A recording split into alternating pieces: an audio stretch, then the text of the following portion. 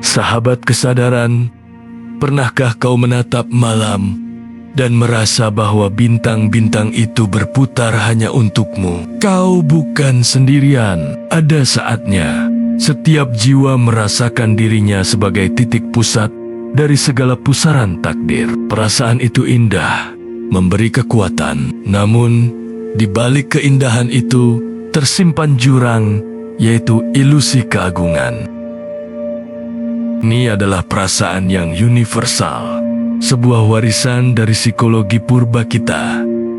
Ego adalah titik nol. Kita mengalami setiap peristiwa cinta yang mekar, badai yang menderu, keberhasilan yang manis, seolah itu semua adalah pesan pribadi, dirancang khusus untuk membentuk kisah kita. Kita adalah narator utama, dan di dalam narasi ini, wajar jika kita menempatkan diri di kursi sutradara tertinggi.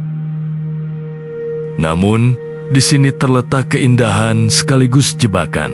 Ketika kita menatap langit, kita melihat ribuan titik cahaya. Jarak yang tak terbayangkan membuat kita merasa kecil.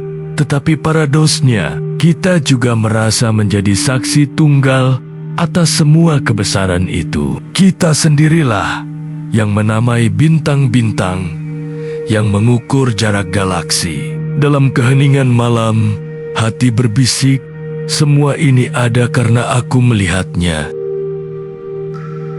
Jika ilmu fisika telah menyatakan bahwa alam semesta tidak memiliki pusat tetap, maka di manakah pusat kita? Jawabannya terletak pada kesadaran itu sendiri. Kita adalah pusat pengalaman subjektif. Tetapi, ketika pengalaman ini dikorupsi oleh ketidakamanan dan ambisi yang berlebihan, titik pusat itu membengkak. Ia tidak lagi menjadi cermin yang merefleksikan kosmos, melainkan magnet yang menuntut kosmos untuk melayaninya. Bintang-bintang tidak lagi dilihat sebagai tetangga, melainkan sebagai pelayan yang harus mengelilingi singgasana diri. Inilah awal mula kejatuhan. Perasaan aku adalah pusat bermetamorfosis menjadi tuntutan. Aku harus memiliki hak istimewa karena aku adalah pusat. Dan dari tuntutan inilah benih-benih keangkuhan mulai ditanam. Suara ego selalu merdu, menjanjikan kejayaan. Begitu kita menerima ide bahwa kita adalah pusat semesta, bukan hanya secara spiritual, tetapi secara hierarkis, maka muncullah tuntutan yang tak terhindarkan. Hak prerogatif. Hak prerogatif secara harfiah berarti hak istimewa yang melekat pada posisi tertinggi.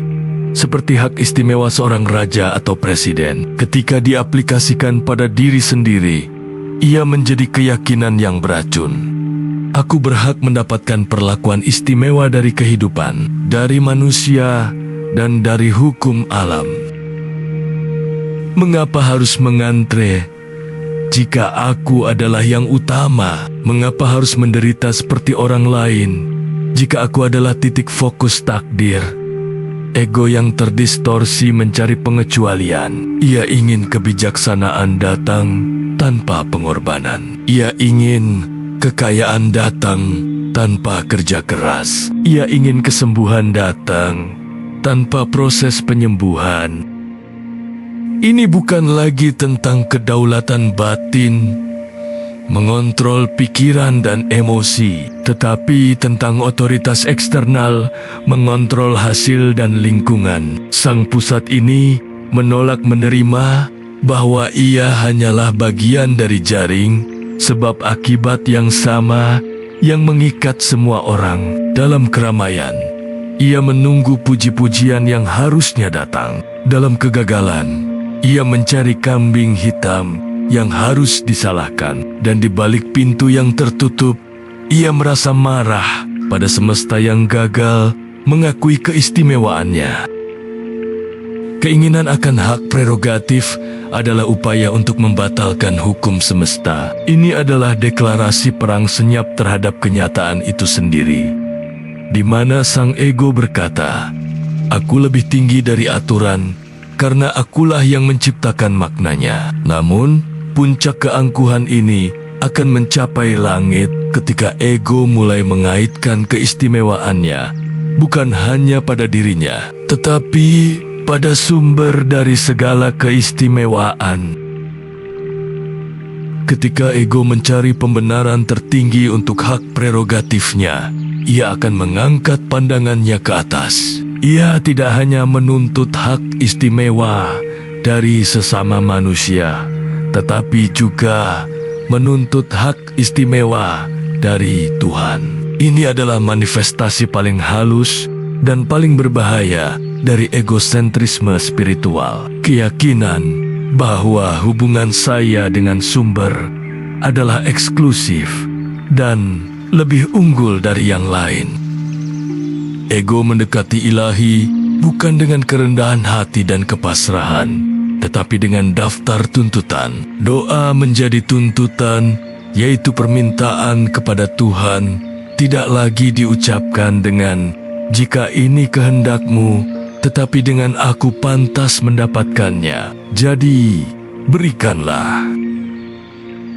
Merasa terpilih secara eksklusif, individu tersebut menafsirkan setiap keberhasilan kecil sebagai tanda yang jelas bahwa ia adalah favorit abadi Tuhan. Sementara penderitaan orang lain dilihat sebagai bukti bahwa mereka tidak sepantas dirinya. Hak untuk mengontrol takdir. Tuntutan terbesar adalah hak untuk mengontrol takdirnya sendiri dan takdir orang lain, seolah-olah ia telah diberi kunci gudang rahasia kosmik. Ini adalah bentuk cinta yang bersyarat, "Aku akan memujamu, asalkan engkau terus-menerus membuktikan keistimewaanku dan melindungiku dari semua kesulitan yang menimpa orang biasa." Padahal, esensi dari spiritualitas sejati adalah justru menanggalkan ego yang menuntut, melebur ke dalam sungai kehidupan tanpa perlu menjadi yang paling penting di permukaan. Dalam keangkuhan yang sunyi ini, sang individu telah berhasil menciptakan bayangan Tuhan yang hanya melayani satu orang, dirinya sendiri. Dan dengan otorisasi dari Tuhan yang dimiliki inilah, ia merasa memiliki kekuatan untuk menuntut ketaatan, bukan hanya dari manusia, tetapi dari seluruh alam gaib. Disinilah ilusi mencapai titik didihnya. Jika seseorang meyakini bahwa ia telah mendapatkan hak istimewa prerogatif dari Tuhan, langkah logis berikutnya bagi ego yang terdistorsi adalah menuntut kepatuhan dari seluruh alam semesta, termasuk mereka yang tidak terlihat makhluk gaib. Sang egosentrisme tidak lagi memandang roh, jin, atau entitas astral sebagai bagian dari ciptaan yang harus dihormati atau didoakan, melainkan sebagai tentara pribadi yang harus tunduk pada perintahnya. Tuntutan kepatuhan ini adalah bentuk tirani spiritual yang berbahaya. Dalam pikiran sang ego, ia bukan lagi seorang murid yang rendah hati di hadapan misteri kosmos, tetapi seorang jenderal yang berhak mengerahkan kekuatan gaib, menggantikan peran Tuhan. Ia secara halus menempatkan dirinya sebagai otoritas tertinggi yang mewakili Tuhan di bumi, atau bahkan di dimensi lain. Ia merasa memiliki mandat ilahi untuk mengontrol pergerakan energi dan takdir. Eksploitasi, bukan interaksi. Tujuannya bukan untuk keharmonisan spiritual, melainkan dominasi. Makhluk gaib diperbudak atau dipaksa melalui ritual yang mengikat, bukan melalui rasa cinta atau servitud yang tulus. Jika makhluk gaib tidak tunduk, itu diartikan sebagai pemberontakan terhadap otoritas yang diberikan Tuhan kepadanya. Namun, kekuasaan semacam ini berdiri di atas fondasi yang rapuh. Klaim kosong. Ketika seseorang harus berteriak lantang tentang kekuatannya, itu justru menunjukkan betapa ia meragukannya.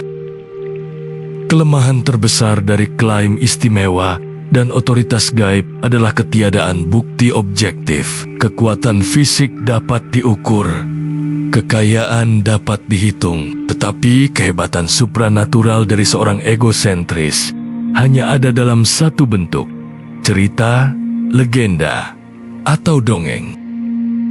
Karena hukum semesta menolak untuk tunduk, dan keajaiban yang diminta tidak datang, ego beralih ke ranah yang sepenuhnya berada di bawah kendalinya, yaitu narasi. Penyebaran cerita propaganda pribadi, individu tersebut atau pengikut setianya akan terus-menerus menceritakan kisah fantastis tentang bagaimana ia mengalahkan entitas jahat, memindahkan gunung energi, atau berbicara langsung dengan pencipta. Cerita-cerita ini selalu terjadi di tempat yang sunyi, di dimensi gaib, atau di masa lalu yang jauh. Semuanya tidak dapat diverifikasi oleh pengikut baru. Mengamankan pengakuan. Dongeng ini berfungsi sebagai mata uang. Dengan menceritakan kembali kehebatannya, ia mendapatkan apa yang paling ia butuhkan: pengakuan dan ketaatan dari manusia lain. Pengakuan dari pengikut menjadi satu-satunya bukti yang ia miliki bahwa ia benar-benar istimewa. Ironisnya, semakin besar klaim kekuasaan gaibnya, semakin besar pula ketergantungannya pada pengakuan manusia. Ia adalah raja yang berkuasa di alam yang tidak ada, dan tahtanya di alam nyata hanya terbuat dari bisikan dan kekaguman orang lain. Inilah titik balik yang paling menyakitkan. Meskipun ia telah membangun benteng klaim yang kokoh, benteng itu hanyalah ilusi yang segera runtuh ketika bersentuhan dengan hukum alam semesta, realitas yang menolak negosiasi. Hukum semesta bersifat universal. Gravitasi berlaku, api membakar, dan sebab akibat selalu menagih. Penyakit dan kejatuhan. Individu yang mengklaim kekebalan dan hak istimewa tetap sakit menghadapi penuaan dan menghadapi kehilangan finansial atau sosial, sama seperti orang biasa. Kausalitas yang kejam, tindakan egois, manipulatif, dan sombong yang dilakukannya atas nama hak prerogatif akan selalu kembali dalam bentuk konsekuensi negatif karma buruk, seperti isolasi, kebencian, atau kerugian. Pada akhirnya, ia menjadi tawanan dari dongengnya sendiri. Ia adalah seorang raja yang hidup dalam kemiskinan dan ketidakbahagiaan, tetapi dipaksa oleh egonya untuk terus menceritakan kepada semua orang bahwa ia adalah penguasa tertinggi alam semesta. Jurang antara siapa ia sesungguhnya dan siapa yang ia klaim menjadi semakin lebar dan menyiksa. Setelah menyaksikan kehancuran yang ditimbulkan oleh ego yang menuntut hak prerogatif, pertanyaan besarnya muncul: mengapa begitu banyak orang dengan akal sehat dan hati nurani mereka memilih untuk percaya pada dongeng yang rapuh itu? Jawabannya terletak pada kelemahan intrinsik dalam jiwa manusia. Manusia membenci ketidakpastian. Kita memiliki kebutuhan mendesak akan rasa aman, makna, dan kendali. Ketika menghadapi masalah yang melampaui kemampuan rasional, seperti penyakit tak tersembuhkan, kemiskinan kronis, atau pertanyaan tentang kematian, maka pikiran mencari jalan pintas, yaitu pahlawan yang memiliki otoritas mutlak. mentransfer tanggung jawab, yaitu percaya pada seseorang yang mengklaim sebagai pusat semesta dan memiliki hak prerogatif, adalah cara termudah untuk melepaskan tanggung jawab atas hidup kita. Daripada berjuang sendiri, kita menyerahkannya kepada sang raja gaib itu. Identitas melalui asosiasi, yakni dengan menjadi pengikut. Seseorang merasa ia secara otomatis terangkat statusnya. Ia bukan lagi orang biasa, melainkan pengikut dari yang terpilih. Keistimewaan pemimpin menjadi keistimewaan pinjaman bagi pengikut. Kecanduan harapan, klaim, dan janji-janji spektakuler. Meski tak terbukti memberikan dosis harapan yang memabukkan, harapan palsu terasa jauh lebih nyaman daripada menerima realitas yang keras dan jujur. Memilih untuk percaya pada dongeng adalah seringkali sebuah upaya putus asa untuk mengisi kekosongan spiritual dan mengatasi ketidakberdayaan yang kita rasakan. Kita memilih kenyamanan ilusi daripada kesulitan kebenaran.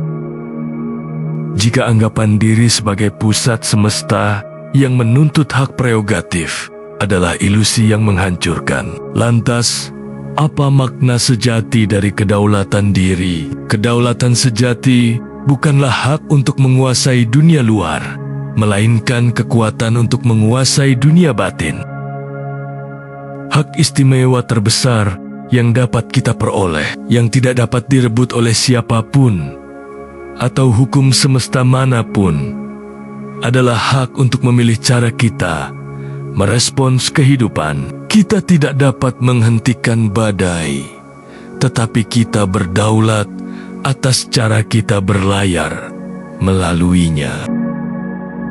Kita tidak dapat memaksa orang lain tunduk, tetapi kita berdaulat atas kedamaian hati kita. Inilah kedaulatan yang sejati, yaitu mengenali bahwa kita adalah titik pusat di mana energi semesta mengalir. Tetapi tugas kita adalah menjadi saluran yang murni, bukan sumur yang menimbun hak dan kekuasaan.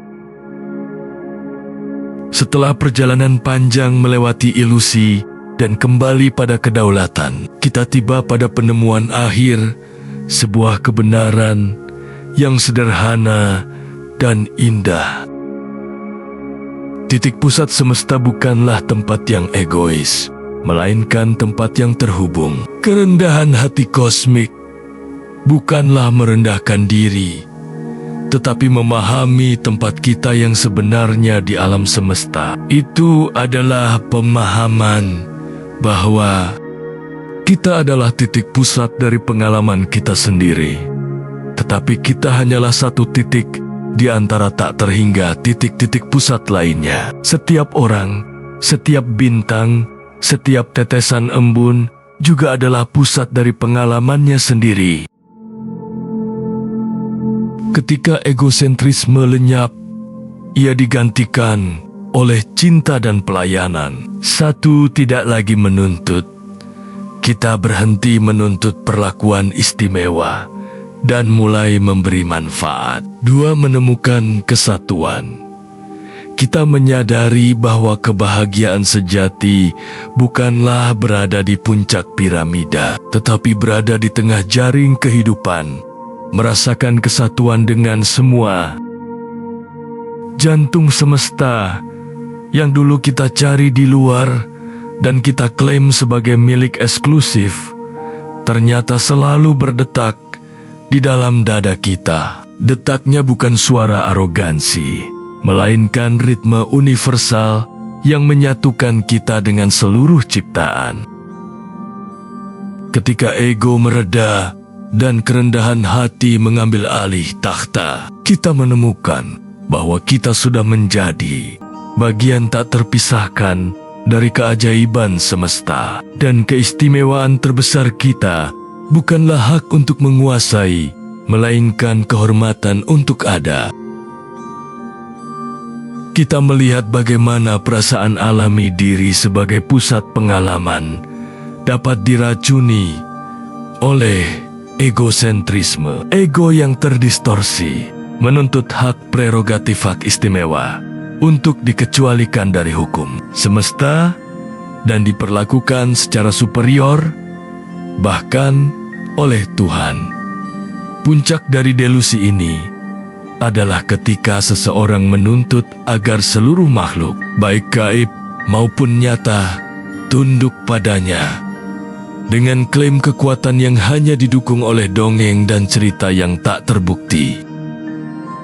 Namun, di sini terletak tragedi terbesar. Hukum semesta tetap berlaku. Klaim keagungan si egosentris akan selalu berbenturan dengan kenyataan pahit, meninggalkan dirinya terperangkap di antara ilusi kekuasaan dan fakta ketidakberdayaan yang universal.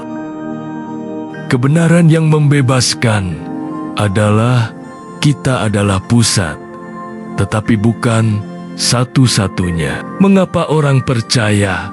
Banyak orang percaya pada dongeng semacam itu bukan karena bukti, melainkan karena kebutuhan psikologis mendalam akan kepastian, identitas, dan transfer tanggung jawab di tengah ketidakpastian hidup. Redefinisi kedaulatan.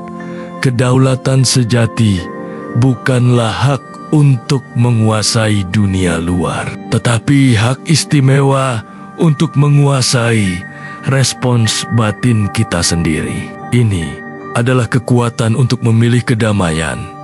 Meskipun badai menderu, pada akhirnya jantung semesta bukanlah tahta yang menuntut ketaatan, melainkan ruang sunyi di dada kita, tempat kita terhubung dengan semua makhluk lain. Ketika ego dilepaskan, kita menemukan kerendahan hati kosmik. Kita bukan raja, tetapi bagian yang setara dan berharga.